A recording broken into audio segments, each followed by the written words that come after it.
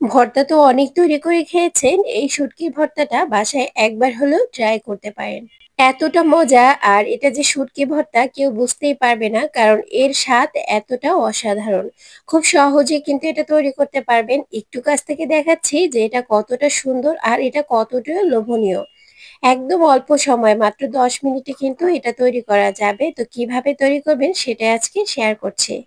শুটকির ভর্তাটা তৈরি করার জন্য এখানে কিছু লইটা শুটকি গরম পানিতে ভিজিয়ে ভালো করে পরিষ্কার করে ধুয়ে নিয়েছি। এখন এখানে ব্লেন্ডারের জারে নিয়ে নিচ্ছি। গোটা কয়েকটা রসুন দিয়ে দিব আমি। রসুনের পরিমাণটা আপনাদের পছন্দ অনুযায়ী নিতে পারেন। আমি যেহেতু রসুন একটু বেশি পছন্দ করি, বড় সাইজের 2টা রসুন আমি এখানে ছুলে দিয়ে দিয়েছি। আর এখন আমি দিয়ে দিব শুকনো মরিচ। আপনারা চাইলে কাঁচা মরিচ ব্যবহার করতে পারেন, কিন্তু শুকনো মরিচ এর টেস্টটাকে অনেকটা বাড়িয়ে দিবে। এখানে আমি আমার প্রয়োজন মতো ঝাল অনুযায়ী নিয়েছি। এখানে 6 থেকে 7টা শুকনো মরিচ দিয়ে দিয়েছি।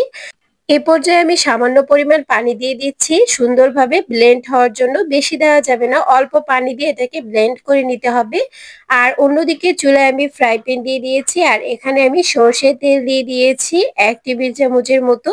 সর্ষের তেলটা যখন গরম হয়ে আসবে তখন শুটকির পেস্টটা এখানে আমি দিয়ে দিব। রসুন, শুকনো মরিচ আর শুটকির যে পেস্ট করেছিলাম সেটা এ পর্যায়ে আমি দিয়ে দিচ্ছি।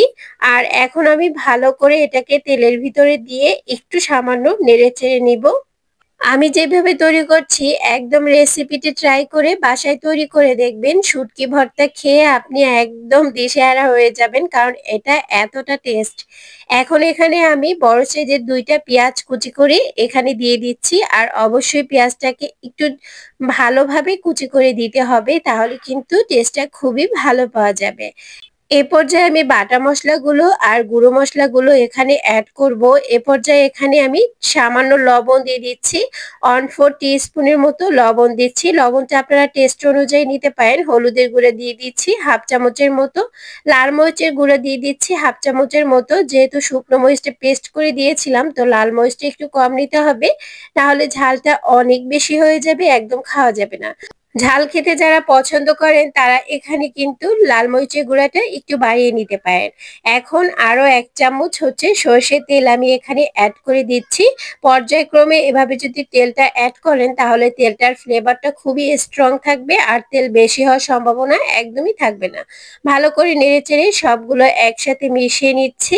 আর এটার কালারটা দেখবেন আস্তে আস্তে গাঢ় লাল হতে শুরু করবে, তখনই বুঝতে পারবেন যে এটা কষানো হয়ে গেছে।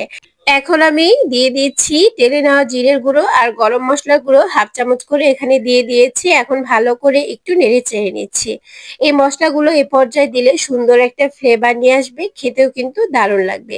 এই ভর্তাটা আপনারা বাসায় একবার হলেও ট্রাই করবেন, কারণ এটার স্বাদটা কিন্তু একদমই অসাধারণ, একদমই ডিফারেন্ট টাইপের একটা ভর্তা পেয়ে যাবেন।